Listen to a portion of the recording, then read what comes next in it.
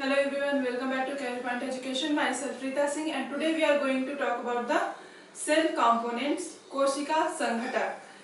In our previous video we also talked about the cell components, cell wall, cell membrane and nucleus. Nucleus हमारा लगभग हमने दो चीजें discuss की थी न्यूक्लियस में.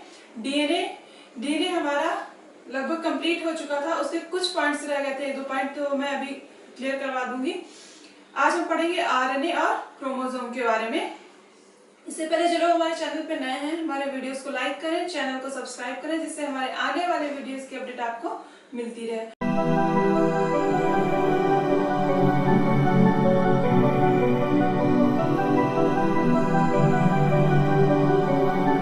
शुरू करते हैं सेल कंपोनेंट्स. सेल कंपोनेंट्स, सबसे पहले सेल कंपोनेंट्स होते क्या है मैं फिर से रिमाइंड करवा देती हूँ.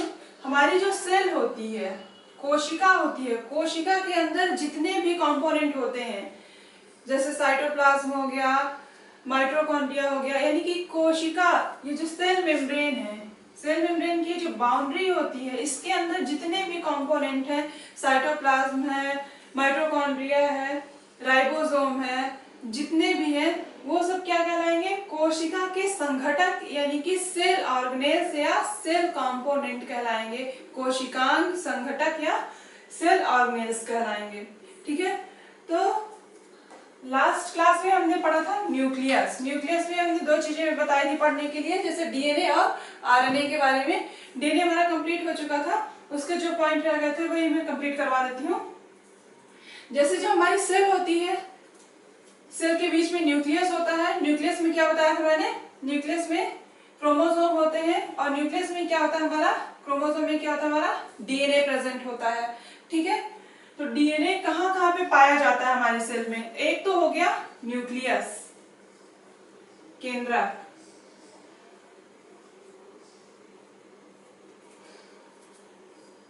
दूसरा माइटोकॉन्ड्रिया, माइटोकॉन्ड्रिया.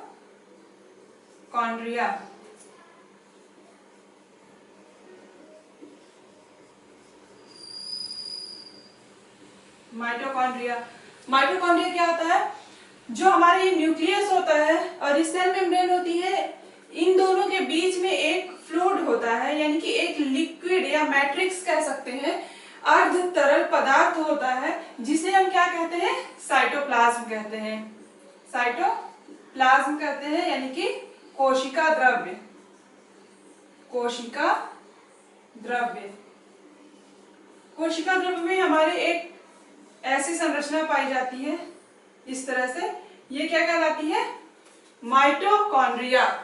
ठीक है. तो जो माइटोकॉन्ड्रिया होता है उसमें भी डीएनए पाया जाता है. माइटोकॉन्ड्रिया जो होता है वो खुद का डीएनए होता है, यानी कि हमारी जो सेल होती है उसमें न्यूक्लियस के अलावा, न्यूक्लियस में तो डीएनए प्रेजेंट ही होता है, न्यूक्लियस के केंद्रक में. ठीक है. न्यूक्लियस में यानी कि केंद्रक में. इसके साथ ही साथ कहाँ पे प्रेजेंट होता है? माइटोकॉन्ड्रिया में भी पाया जाता है. अगर हम एनिमल सेल की बात करें तो न्यूक्लियस और माइटोकॉन्ड्रिया, यानी कि केंद्रक और माइटोकॉन्ड्रिया में, दो में. In case of plant cell chloroplast. Chloroplast जिसे हिंदी में कहते हैं हरित लवक. हरित लवक, इसमें भी क्या होता है? डीएनए प्रेजेंट होता है, डीएनए पाया जाता है हरित लवक में, यानी कि क्लोरोप्लास्ट में, जो कि ग्रीन कलर के लिए रिस्पॉन्सिबल होता है. तो अब यहाँ से एक क्वेश्चन बन सकता है, जो डीएनए है वो तो तीनों में पाया जा रहा है. In case of plant cell तीनों में, न्यूक्लियस में, माइटोकॉन्ड्रिया में, क्लोरोप्लास्ट में. अगर हम बात करें एनिमल सेल की, तो एनिमल सेल के केस में न्यूक्लियस में और माइटोकॉन्ड्रिया में, यानी कि केंद्रक और माइटोकॉन्ड्रिया में. तो इसमें ये क्वेश्चन पूछ सकता है, यहाँ पे ये क्वेश्चन बनता है कि जो डीएनए है उसकी सबसे ज्यादा क्वांटिटी किसमें पाई जाती है, या सबसे ज्यादा डीएनए, मैक्सिमम डीएनए किसमें पाया जाता है?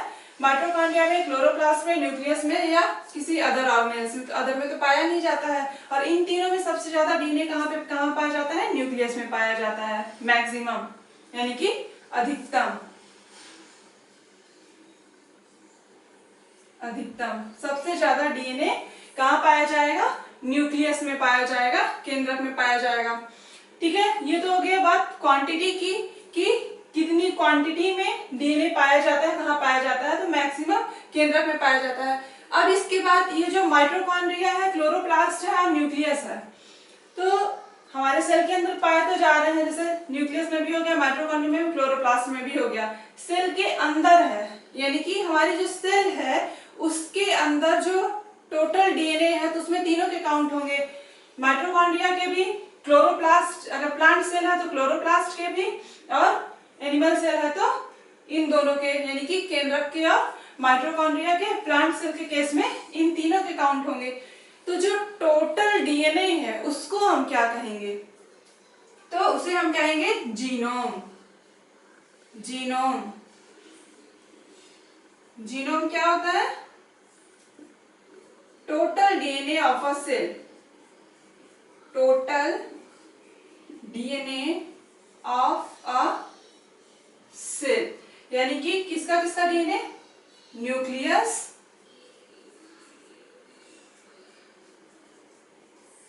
केंद्रक प्लस माइटोकॉन्ड्रिया, माइटोकॉन्ड्रिया। अगर एनिमल सेल है तो न्यूक्लियस और माइटोकॉन्ड्रिया, और अगर प्लांट सेल है तो प्लांट सेल के केस में क्या हो जाएगा यहाँ पे? प्लस क्लोरोप्लास्ट, क्लोरोप्लास्ट, हरित लवक, हरित लवक। ठीक है, तो जीनोम क्या होता है? Total DNA of a cell, किसी कोशिका में जो टोटल डीएनए, जितना भी डीएनए प्रेजेंट है उसका जो टोटल है डीएनए का, वो क्या कहलाएगा? जीनोम कहलाएगा। जैसे कि एनिमल सेल की अगर हम बात करते हैं तो न्यूक्लियस प्लस माइटोकॉन्ड्रिया, अगर प्लांट सेल की बात करें हम तो न्यूक्लियस, माइटोकॉन्ड्रिया और क्लोरोप्लास्ट। ठीक है, अब इसमें डीएनए का जो स्ट्रक्चर बताया था हमने,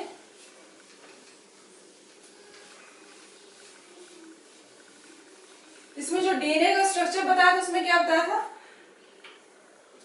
जो डीएनए होता है उसका स्ट्रक्चर बताया था हमने कि पेंटोज शुगर प्रेजेंट होती है, नाइट्रोजनस बेस होता है, और क्या होता है?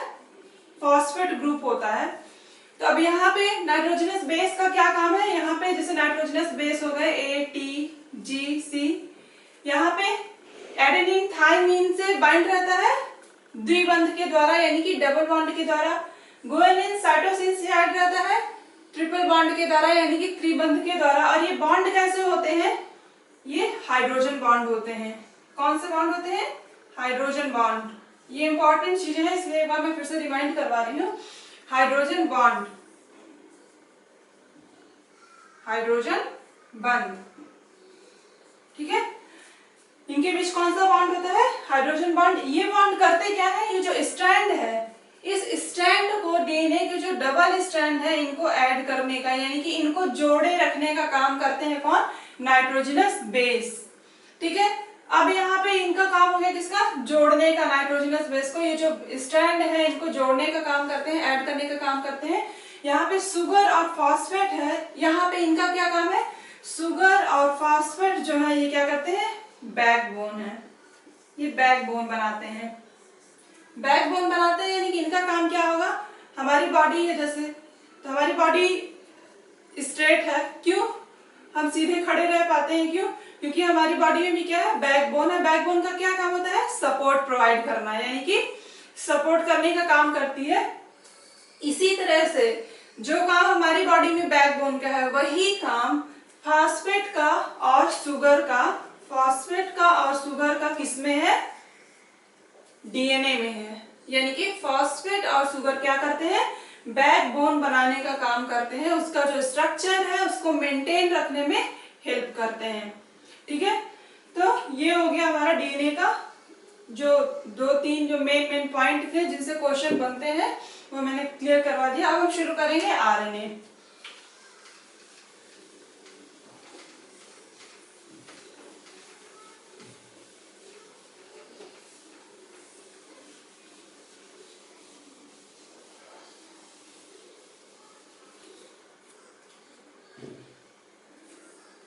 आरएनए, आरएनए का फुल फॉर्म क्या होता है? आरएनए का फुल फॉर्म होता है ribo nucleic acid.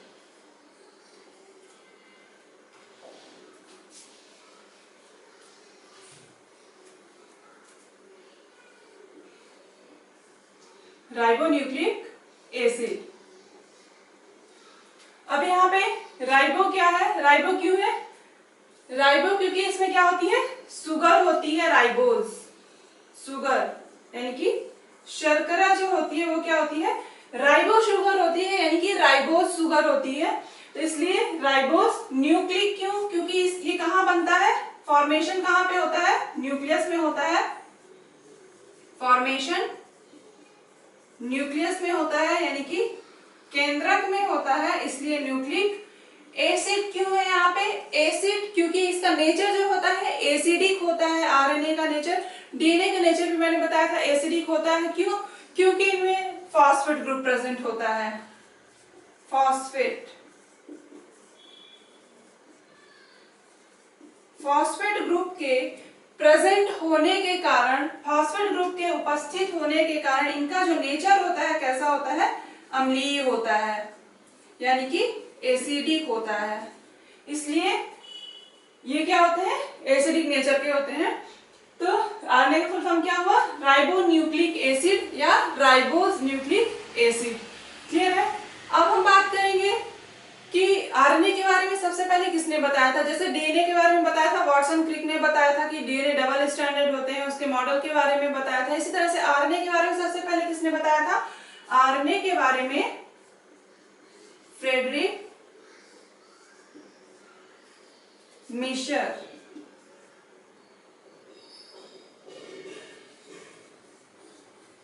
Friedrich Miescher ने बताया था।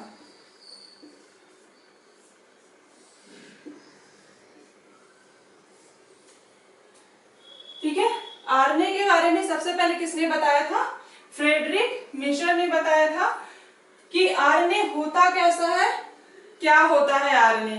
ठीक है, अब हम बात करेंगे आरएनए पाया कहाँ पे जाता है हमारी सेल में।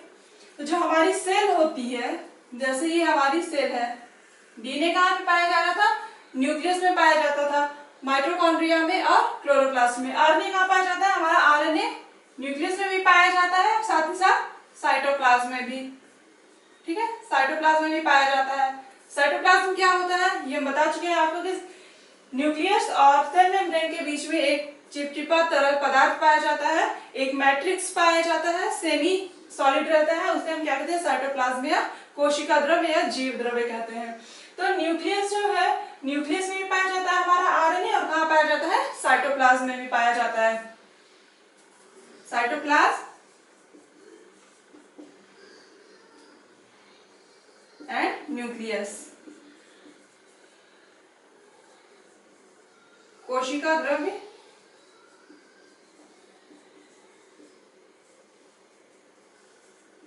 तथा केंद्रक, दोनों जगहों पे पाया जाता है। ठीक है, अब ये जो आरएनए है हमारा, उसका स्ट्रक्चर कैसे होता है,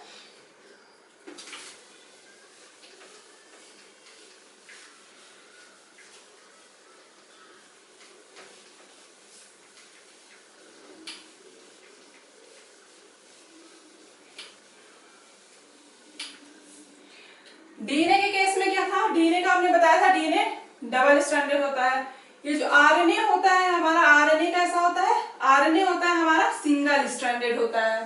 कैसा होता है, सिंगल स्ट्रैंडेड होता है, यानी कि ये डीएनए की तरह डबल स्ट्रैंडेड नहीं होता है। ये हमारा आरएनए जो होता है ये सिंगल स्ट्रैंडेड रहता है, इस तरह से इसमें बॉन्ड बनते हैं जो। ठीक, अब इसमें इसका जो बेसिक है, बेसिक स्ट्रक्चर कैसे होता है, इस तरह से होता है, नाइट्रोजनस बेस, यहाँ पे फॉस्फेट ग्रुप, यहाँ पे सुगर। अब ये तो आपको लग रहा होगा कि पूरा डीएनए जैसा ही स्ट्रक्चर है, यहाँ पे डिफरेंस कहाँ पे है, यहाँ पे ये जो सुगर प्रेजेंट होती है, सुगर का ये जो सेकंड नंबर है यहाँ पे क्या होता है, OH ग्रुप होता है। ठीक है, अगर यहाँ से हम O हटा दें तो क्या हो जाएगा, डीऑक्सी राइबोज सुगर हो जाएगी। क्यों, क्योंकि डीऑक्सी राइबोज कहाँ प्रेजेंट होती है, डीएनए में पाई जाती है डीऑक्सी राइबोज सुगर। ठीक है, इसमें आरएनए में क्या होता है, आरएनए में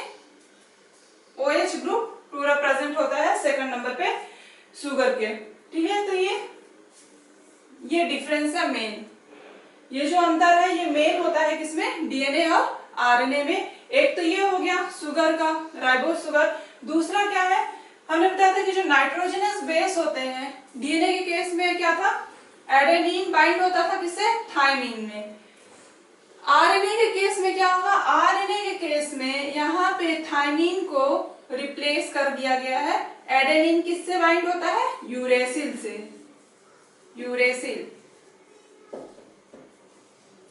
यूरेसिल से बाइंड होता है कौन, एडेनिन। क्लियर है। गुआनिन जो होता है वो सेम है, वो साइटोसिन से बाइंड होगा और ट्रिपल बॉन्ड बनाएगा।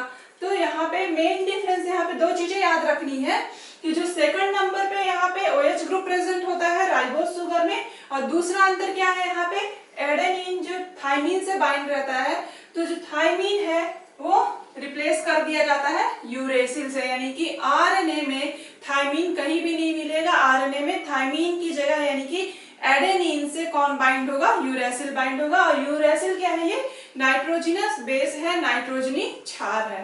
क्लियर है। अब इसमें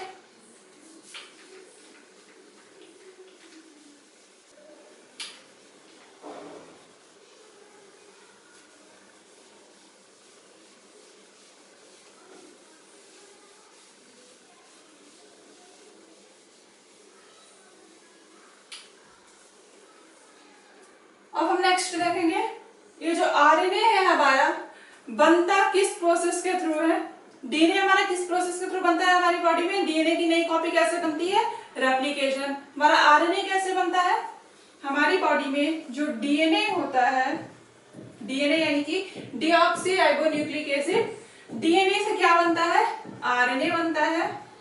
आरएनए क्या बनाता है, प्रोटीन बनाता है, प्रोटीन। ठीक है, प्रोटीन। ये डीएनए हो गया, डीएनए हमारा इस तरह से डबल स्टैंडर्ड, आरएनए हमारा सिंगल स्टैंडर्ड होता है। और ये क्या, आरएनए क्या बनाता है, ये प्रोटीन। ठीक, डीएनए से आरएनए बनने की जो प्रोसेस है वो क्या कहलाती है, डीएनए से आरएनए बनने की प्रोसेस कहलाती है ट्रांसक्रिप्शन। Transcription, transcription. ठीक है। अब आरएनए से प्रोटीन जो बनेगा वो किस प्रोसेस से बनेगा, ट्रांसलेशन।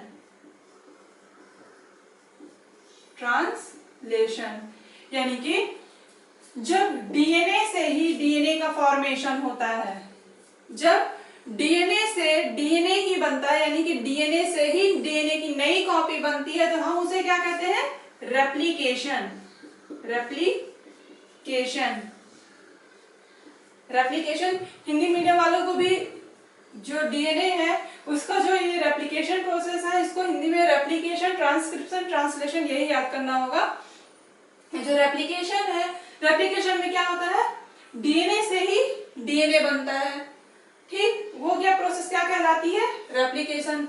जब डीएनए से आरएनए बनता है, यानी कि जो आरएनए का फॉर्मेशन होता है वो डीएनए से ही होता है, डीएनए से ही आरएनए बनता है, तो वो प्रोसेस क्या कहलाती है, ट्रांसक्रिप्शन कहलाती है।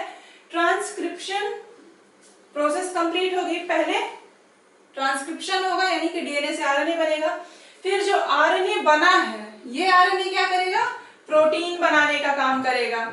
यहाँ से तो एक चीज ये क्लियर हो रही है, प्रोटीन कौन बनाता है, प्रोटीन बनाने का काम आरएनए करता है, प्रोटीन बनाने में मदद करता है। ठीक है, लेकिन वो प्रोसेस क्या होती है, जिस प्रोसेस के थ्रू आरएनए से प्रोटीन बनता है वो प्रोसेस कहलाती है ट्रांसलेशन। क्या कहलाती है, ट्रांसलेशन कहलाती है। अब ये जो प्रोसेस है पूरी, हम इसको क्या बोलेंगे, ये जो पूरी कंप्लीट प्रोसेस है, डीएनए से आरएनए, आरएनए से प्रोटीन, ये पूरी प्रोसेस है, इसको कंप्लीट प्रोसेस को हम क्या कहेंगे, सेंट्रल डोग्मा। Central dogma.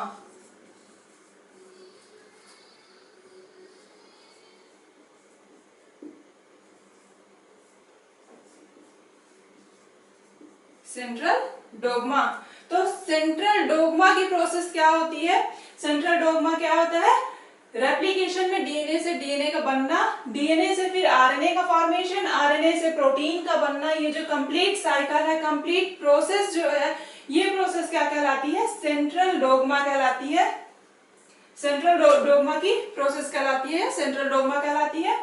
अब इसमें क्या होता है, यहाँ पे डीएनए से आरएनए बन रहा है, तो क्या आरएनए से वापस डीएनए बन सकता है?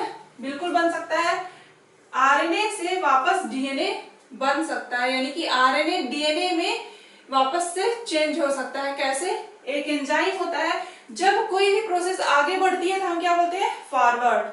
और कोई प्रोसेस जब पीछे जाती है तो हम क्या बोलते हैं? रिवर्स। तो यानी आगे बढ़ना उसे हम बोलते हैं फॉरवर्ड, पीछे जाना यानी कि रिवर्स। तो एक एंजाइम होता है। अब यहाँ क्या हो रहा है? यहाँ प्रोसेस आगे बढ़ रही है, डीएनए से आरएनए बन रहा है, लेकिन जब आरएनए से डीएनए बनेगा यानी कि प्रोसेस क्या है? पीछे जा रही है, ठीक है, रिवर्स हो रही है। तो यहाँ पे कौन काम करता है? आरएनए से डीएनए बनाने का एक एंजाइम होता है जिसका नाम है क्या? Reverse transcriptase. Reverse transcriptase.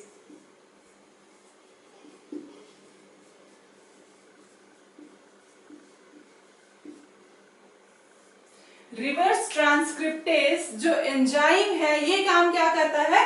ये आरएनए से डीएनए बनाने का काम करता है, यानी कि रिवर्स ट्रांसक्रिप्टेज एंजाइम का काम होता है वापस से आरएनए से डीएनए को बनाना, ठीक है। क्योंकि ये प्रोसेस क्या हो रही है? पीछे जा रही है, यानी कि डीएनए से आरएनए होता है तो ट्रांसक्रिप्शन, और ये पीछे जा रही है प्रोसेस, यानी कि आरएनए से डीएनए वापस बन रहा है, इसलिए क्या कहलाएगा? रिवर्स ट्रांसक्रिप्शन या रिवर्स ट्रांसक्रिप्शन कहलाएगा।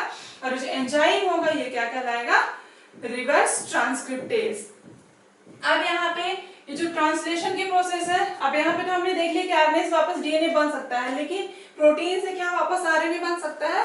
तो यहाँ पे नहीं, प्रोटीन से आरएनए वापस नहीं बन सकता है। प्रोटीन एक बार बन गई है तो वो हमारी प्रोटीन के फॉर्म में ही रहेगी। ऐसा नहीं है कि हमारी प्रोटीन कन्वर्ट हो जाएगी आरएनए में, प्रोटीन आरएनए में कन्वर्ट नहीं होगी। केवल आरएनए डीएनए बन सकता है, लेकिन प्रोटीन आरएनए में कन्वर्ट नहीं होगी। क्लियर है? और ये पूरी प्रोसेस क्या कहलाती है? Central dogma.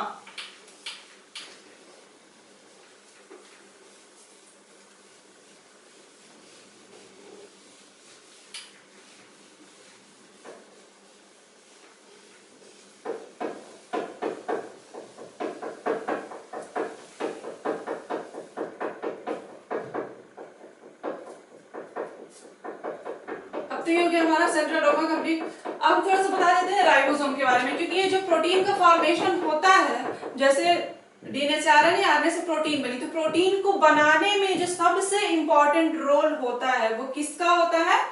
राइबोसोम का होता है। राइबोसोम, राइबोसोम का होता है, यानी कि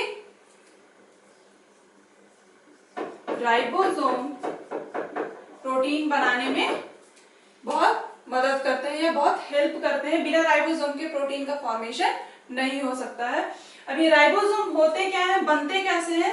राइबोसोम जो होते हैं ये बने होते हैं प्रोटीन प्लस आरएनए, ठीक है, आरएनए और प्रोटीन के बने होते हैं, यानी कि आरएनए और प्रोटीन से मिलके क्या बनते हैं? राइबोसोम बनते हैं, ठीक है।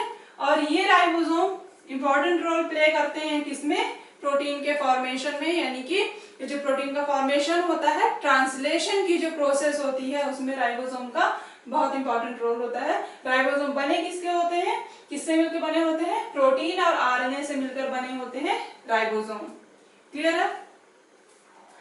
अब इसमें आगे हम देखेंगे कि जो हमारा आरएनए है उसके कितने टाइप्स होते हैं, टाइप्स ऑफ आरएनए।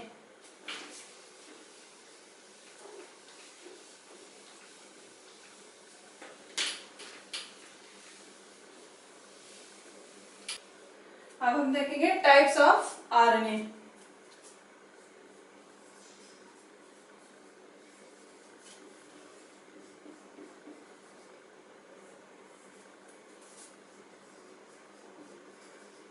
आरएनए के प्रकार।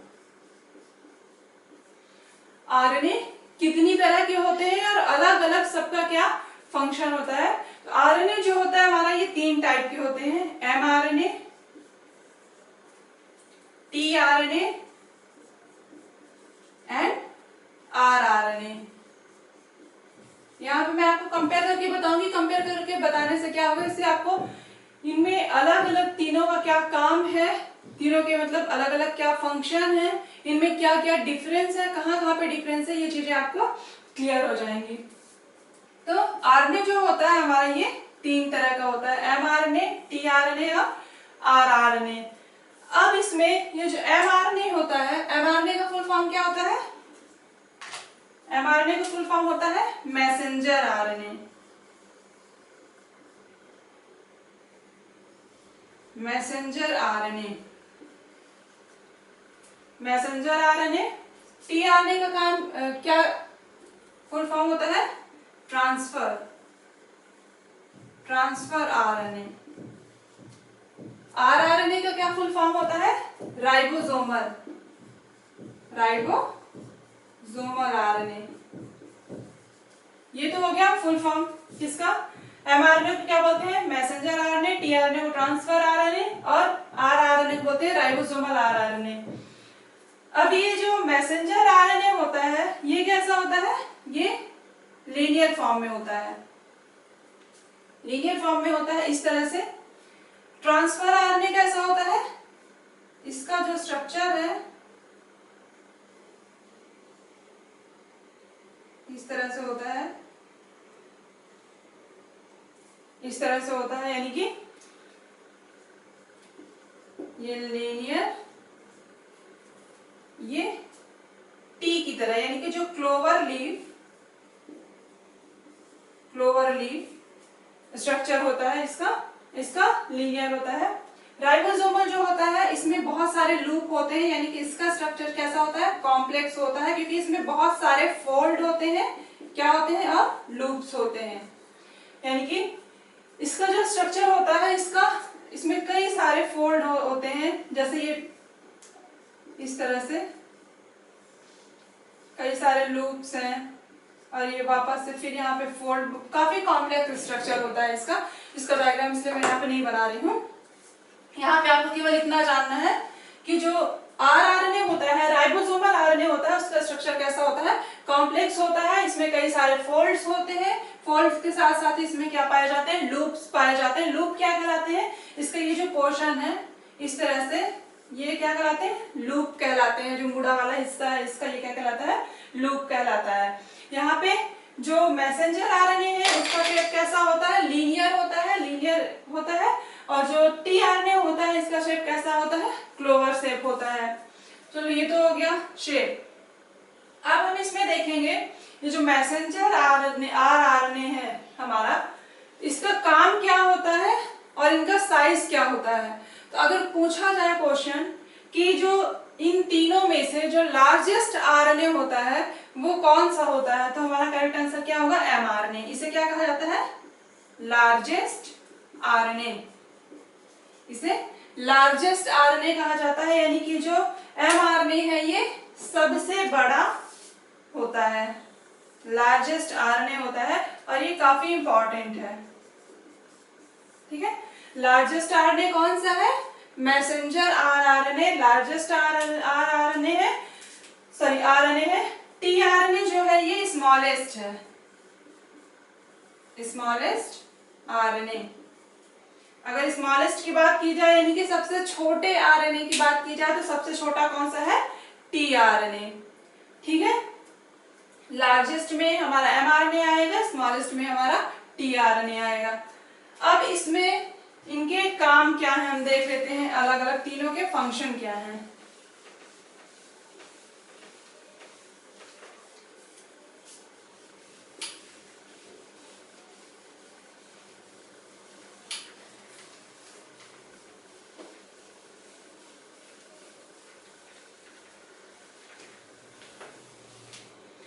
अब इनके तीनों के अलग अलग फंक्शन क्या है, इनके बारे में तो हमने जान लिया, कौन सा लीनियर होता है, कौन सा क्लोवर शेप होता है, टी स्मॉलेस्ट होता है, एम आरएनए क्या होता है, ये लार्जेस्ट आरएनए होता है। सबसे ज्यादा फोल्ड और सबसे ज्यादा कॉम्प्लेक्स स्ट्रक्चर किसका होता है? आरआरएनए का होता है। इसमें सबसे ज्यादा लूप्स पाए जाते हैं, सबसे ज्यादा फोल्ड पाए जाते हैं। अब इनमें तीनों का फंक्शन क्या है? जैसे अभी मैंने क्या बताया था कि जो प्रोटीन का फॉर्मेशन होता है वो ट्रांसलेशन के प्रोसेस के थ्रू होता है। अगर हम पीछे जाए तो इसके जस्ट पहले जो मैंने बताया था सेंट्रल डोग्मा में, तो जो एमआरएनए होता है ये क्या करता है? जैसे हमारा न्यूक्लियस है, हमारी ये सेल है, फॉर्मेशन कहाँ पे हो रहा है आरएनए का? सॉरी, आरएनए का फॉर्मेशन क्या बताया मैंने? न्यूक्लियस में होता है। बाकी आरएनए जो होते हैं वो साइटोप्लाज्म में भी पाए जाते हैं। ठीक है, तो यहाँ पे जो एमआरएनए है इसका जो नाम है मैसेंजर। मैसेंजर। अब यहाँ पे ये चीजें ध्यान से सुननी है क्योंकि ये जो तीनों का फंक्शन है एमआरएनए, टीआरएनए, आरआरएनए का, ये आपस में क्या है? कनेक्टेड है। ठीक है, तो मैसेंजर आरएनए जो है, मैसेंजर आरएनए क्या करेगा? हमारा ये जो न्यूक्लियस है, न्यूक्लियस को क्या बताया था हमने? ब्रेन ऑफ सेल, कोशिका का दिमाग बताया था। तो हमारे ये जो न्यूक्लियस है, न्यूक्लियस से जो भी मैसेज न्यूक्लियस बताएगा या फिर न्यूक्लियस जो भी कोड करेगा कि हमारी सेल को किस तरह के प्रोटीन की जरूरत है या फिर कौन से प्रोटीन की जरूरत है। प्रोटीन भी कई तरह की होती हैं, अलग अलग जो हमारे बॉडी पार्ट होते हैं सब में अलग अलग तरह की प्रोटीन्स पाई जाती है, सबका अलग अलग फंक्शन होता है। कुछ प्रोटीन ऐसी होती है जो हमारी केवल बॉडी में ही सिंथेसाइज होती है, हमारी बॉडी में ही उसका संश्लेषण होता है, बॉडी में ही बनती है। कुछ प्रोटीन होती है जो हमें बाहर से लेनी पड़ती है। ठीक है, तो इस तरह से जो न्यूक्लियस होगा हमारा क्या करेगा? वो काम करेगा क्योंकि मैनेजर होता है, ब्रेन होता है सेल का, तो उसे पता है कि कौन से प्रोटीन की कब कहाँ पे जरूरत है, सब कुछ मैनेज करने का काम करता है न्यूक्लियस। तो न्यूक्लियस क्या करेगा? इस मैसेंजर आरएनए को बताएगा। क्या बताएगा? कि हमें इस प्रोटीन की जरूरत है या इस स्पेसिफिक प्रोटीन की जरूरत है। तो यहाँ पे क्या कर रहा है एमआरएनए? प्रोटीन को बनाएगा नहीं, वो क्या करेगा? इसका नाम है मैसेंजर। तो ये मैसेज लेके जाएगा। ठीक है, ये मैसेज लेके जाएगा किसके पास? राइबोसोम के पास जाएगा। ठीक है, राइबोसोम के पास मैसेज लेके जाएगा कि मुझे इस प्रोटीन की जरूरत है। राइबोसोम के पास क्यों जाएगा? क्योंकि राइबोसोम क्या करता है? वो प्रोटीन बनाने का काम करता है। राइबोसोम को प्रोटीन बनाने की फैक्ट्री या प्रोटीन बनाने की मशीन भी कहा जाता है। और राइबोसोम क्या होते हैं? प्रोटीन और आरएनए से बने होते हैं। ठीक है, या प्रोटीन और आरएनए से बने होते हैं। तो ये मैसेज लेके जाएगा, यानी कि जो संदेश होगा ब्रेन देगा इसको, मैसेंजर आरएनए को। मैसेंजर आरएनए क्या करेगा? इस संदेश को, इस मैसेज को लेके जाएगा राइबोसोम के पास। ठीक, इसने अपना काम कर दिया कि हमें ये प्रोटीन बनानी है, ये स्पेसिफिक प्रोटीन बनानी है। ठीक है, अब जो टीआरएनए है, टीआरएनए अब शुरू होगा उसका काम। अब टीआरएनए क्या करेगा? टीआरएनए देखेगा कि ये जो प्रोटीन मैसेंजर आरएनए, जो ब्रेन ने इस प्रोटीन को बनाने के लिए कहा है, जो मैसेज दिया है एमआरएनए ने, इस प्रोटीन को बनाने के लिए कौन कौन से अमीनो एसिड की जरूरत है, कौन कौन से अमीनो अम्ल, अमीनो अम्ल, अमीनो एसिड। क्यों एसिड? अब इसमें प्रोटीन बनाना है तो इसमें अमीनो अम्ल या अमीनो एसिड की जरूरत क्यों है? क्योंकि जैसे कोई माला होती है, ठीक है, उसमें क्या होता है? कई सारी एक एक मोती मिलके क्या करती है? पूरी एक माला बनाती है। ठीक है, या पूरी चेन बनाती है। इसी तरह से कई सारे अमीनो एसिड्स जो होते हैं, अमीनो एसिड मिल करके क्या बनाते हैं? प्रोटीन बनाते हैं। यानी कि अमीनो एसिड क्या होते हैं? यूनिट ऑफ प्रोटीन, प्रोटीन की इकाई होते हैं। ठीक है, प्रोटीन की इकाई होते हैं या यूनिट ऑफ प्रोटीन कौन होते हैं? अमीनो एसिड होते हैं या अमीनो अम्ल होते हैं। तो टीआरएनए क्या काम करेगा? टीआरएनए देखेगा कि इसमें कौन कौन से बनाने के लिए कौन कौन से प्रोटीन की जरूरत है। तो टीआरएनए यानी कि ट्रांसफर आरएनए क्या करेगा, जिस जिस अमाइनो एसिड की जरूरत होगी उस अमाइनो एसिड को ट्रांसफर करेगा। क्या करेगा? ट्रांसफर करेगा। ट्रांसफर करने का काम करेगा राइबोसोम के पास, उस अमाइनो एसिड को इकट्ठा करके पहुंचा देगा किसके पास? राइबोसोम के पास, कि ये लो सामान, इस प्रोटीन को बनाने के लिए इतने सामान की जरूरत है या इस अमाइनो एसिड की जरूरत है। तो टीआरएनए ट्रांसफर करने का काम करेगा इस अमाइनो एसिड को। अब काम शुरू होगा मेन आरआरएनए का। आरआरएनए क्या करेगा? जितने भी अमाइनो एसिड या अमीनो अम्ल जो टीआरएनए पहुंचाएगा उसको क्या करेगा? आपस में लिंक करने का काम करेगा। आपस में उनको लिंक करके एक स्पेसिफिक प्रोटीन बना देगा। कौन? आरआरएनए। ठीक है, तो ये पूरी प्रोसेस हो गई किसकी? प्रोटीन के फॉर्मेशन की, यानी कि एमआरएनए मैसेज पहुंचाने का काम करेगा, टीआरएनए क्या काम करेगा? ट्रांसफर करने का काम करेगा। आरआरएनए क्या करेगा? जो जितने भी अमाइनो एसिड ट्रांसफर किए हैं टीआरएनए ने, आरआरएनए क्या करेगा? सभी को असेंबल कर देगा, यानी कि सभी को आपस में लिंक कर देगा, यानी कि प्रोटीन को फॉर्म करने का काम करेगा, प्रोटीन का फॉर्मेशन करने का काम करेगा। कौन? आरआरएनए। तो इस तरह से आरएनए का काम क्या हुआ, ये क्लियर हो गया। अब हम देखेंगे अगला,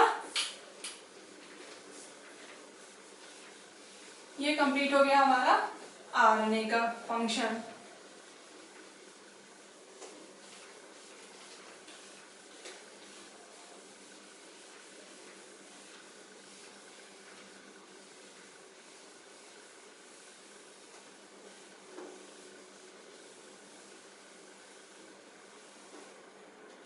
अब हम देखेंगे अगला क्रोमोसोम, यानी कि गुणसूत्र। क्योंकि हम न्यूक्लियस के बारे में पढ़ रहे हैं, न्यूक्लियस में हमने दो चीजें बताई थी कि हम डीएनए के बारे में पढ़ेंगे और आरएनए के बारे में, सॉरी आरएनए के बारे में पढ़ेंगे। तो डीएनए हमारा कंप्लीट हो गया, आरएनए भी हमारा कंप्लीट हो गया। अब हम थोड़ा सा देख लेते हैं क्रोमोसोम के बारे में।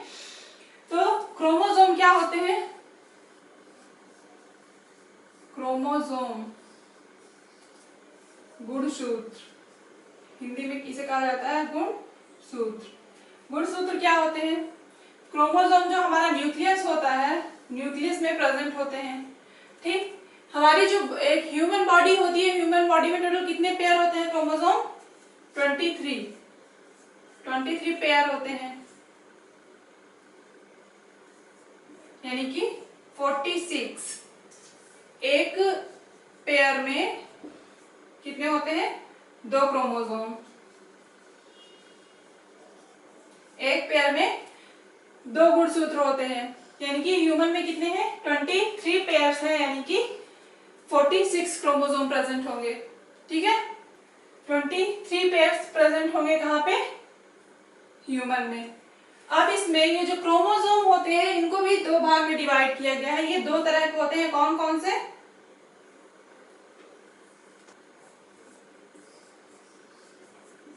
Autosome and allosomes. इसे बोलते हैं समजातीय। समजातीय, इसे बोलते हैं विषम जातीय।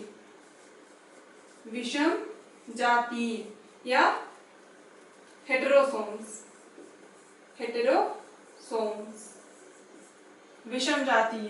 तो जो क्रोमोसोम होते हैं हमारे न्यूक्लियस में, वो भी 2 तरह के होते हैं, एक ऑटोसोम और एक एलोसोम। इसमें जो 22 पेयर होते हैं, 22 पेयर्स जो होते हैं, ये क्या कहलाते हैं? समजातीय कहलाते हैं, यानी कि मेल और फीमेल में ये जो रहते हैं ये इक्वल होते हैं, ये जाएंगे ही जाएंगे। ठीक है, मेल और फीमेल में ये इक्वल होते हैं ऑटोसोम्स। अब ये जो एलोसोम होते हैं ये क्या होते हैं? जो 23वें नंबर का जोड़ा होता है, 23 पेयर्स में ये जो 23वें नंबर का जोड़ा होता है, यानी कि लास्ट का जो 2 पेयर होते हैं, सॉरी 2 क्रोमोसोम होते हैं, क्रोमोसोम, ये क्या कहलाते कहलाते हैं? ये एलोसोम या विषम जाति कहलाते हैं। अब ये इनमें अंतर क्या होता है? ये जो एलोसोम होते हैं मेल में ये XY, यहीं पे डिफरेंस होता है। बाकी ऑटोसोम्स जो होते हैं, समजातीय जो होते हैं, मेल फीमेल में इक्वल रहेंगे, सेम रहेंगे। अंतर कहाँ पे आता है? ये जो 23वें नंबर का पेयर होता है, यानी कि जो लास्ट का जो जोड़ा होता है 23वें नंबर का, उसमें जो 2 क्रोमोसोम रहते हैं वहां पे अंतर होता है। मेल में क्या होते हैं? मेल में क्या कौन से होते हैं? X और Y प्रेजेंट होता है। फीमेल में X और X प्रेजेंट होता है। दोनों ही XX होते हैं। मेल में एक X होता है और एक Y होता है। तब यहाँ पे जो जैसे ये हो गए X और Y, इनका काम क्या है? 23वें नंबर का जो नई जनरेशन आएगी, जो नया चाइल्ड आएगा, नया बच्चा आएगा जो, तो उसका सेक्स कौन सा रहेगा, यानी कि लिंग कौन सा रहेगा, वो मेल है या फीमेल है, ये डिसाइड करने का काम कौन करता है? ये डिसाइड करने का काम करता है ये 23वें नंबर का जो पेयर होता है, वो डिसाइड करता है कि जो नई जनरेशन जो आने वाली है या आने वाला जो बच्चा है वो मेल होगा या फीमेल होगा। ये कौन डिसाइड करेगा? 23वें नंबर का क्रोमोसोम डिसाइड करेगा। इसीलिए जो 23वें नंबर का क्रोमोसोम है, यानी कि जो एलोसोम्स हैं, जिसे विषम जातीय क्रोमोसोम कहा जाता है, इसे क्या कहा जाता है? सेक्स क्रोमोसोम भी कहा जाता है। सेक्स क्रोमोसोम,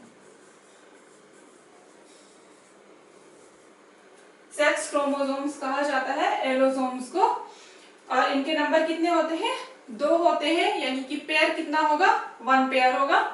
ठीक है, तो अब इसमें अब यहाँ पे क्या है? मेल में एक X है और एक Y है। फीमेल में क्या है? दोनों X हैं। तो यहाँ पे सेक्स डिटर्मिनेशन के लिए, यानी कि लिंग निर्धारण के लिए कौन रिस्पॉन्सिबल है? मेल। ठीक है, सेक्स डिटर्मिनेशन में यानी कि लिंग निर्धारण में फीमेल का कोई रोल नहीं होता है। क्लियर? फीमेल, क्योंकि फीमेल के पास जो दोनों क्रोमोसोम है वो सेम है, दोनों क्या है? XX है। जो मेल होता है उसमें एक X है, एक Y है। तो जो नया चाइल्ड आएगा, इसका जो मेल में अगर मेल का X क्रोमोसोम जाएगा उसमें और फीमेल का X, तो ये क्या होगा? आने वाला चाइल्ड क्या होगा? गर्ल। गर्ल हो गई, यानी कि लड़की होगी। अगर मेल का Y क्रोमोसोम और फीमेल का X क्रोमोसोम आता है, तो X और Y ये क्या होगा? मेल। ठीक है, तो आने वाला जो चाइल्ड है वो कैसा होगा? मेल होगा। क्लियर है? तो यहाँ पे मेल और फीमेल में ये जो लास्ट 23वें नंबर का क्रोमोसोम होता है, इसे सेक्स क्रोमोसोम कहा जाता है। और यही क्रोमोसोम क्या करते हैं? सेक्स डिटर्मिनेशन का काम करते हैं, लिंग निर्धारण का काम करते हैं और डिसाइड करते हैं कि जो चाइल्ड है वो गर्ल होगा कि बॉय होगा, यानी कि फीमेल होगी कि मेल होगा। क्लियर है यहाँ पे? तो ये रहा हमारा आज का टॉपिक। ठीक है, इसमें हमने देखा न्यूक्लियस। न्यूक्लियस में हमारे जो 2 कंपोनेंट पाए जाते हैं, कौन कौन से? डीएनए पाए जाते हैं, आरएनए पाए जाते हैं। डीएनए का काम क्या होता है? आरएनए का काम क्या होता है? क्रोमोसोम क्या होते हैं? क्रोमोसोम का क्या फंक्शन होता है? क्रोमोसोम में केवल 2 ही चीजें आपको याद रखनी है, ऑटोसोम, एलोसोम। एलोसोम में कहाँ पे डिफरेंस है, उसके क्या सेक्स डिटर्मिनेशन का काम कौन करते हैं, यही मेन चीजें हैं जो आपको याद रखनी है। तो अगले वीडियो में हम ये जो सेल कंपोनेंट है, कोशिका संघटक है, उस टॉपिक को कंटिन्यू रखेंगे और पढ़ेंगे माइटोकॉन्ड्रिया, लाइसोसोम और बाकी के जो सेल ऑर्गेनेल्स हैं उनके बारे में। तो जो लोग अभी हमारे चैनल पे नए हैं, हमारे वीडियोस को लाइक करें, चैनल को सब्सक्राइब करें, जिससे हमारे आने वाले वीडियोस की अपडेट आपको मिलती रहे। और साथ ही साथ अगर टॉपिक से रिलेटेड कोई भी प्रॉब्लम है, तो आप कोई भी डाउट है तो आप क्या कर सकते हैं? कमेंट सेक्शन में कमेंट करके हमें बता सकते हैं। Okay, thank you.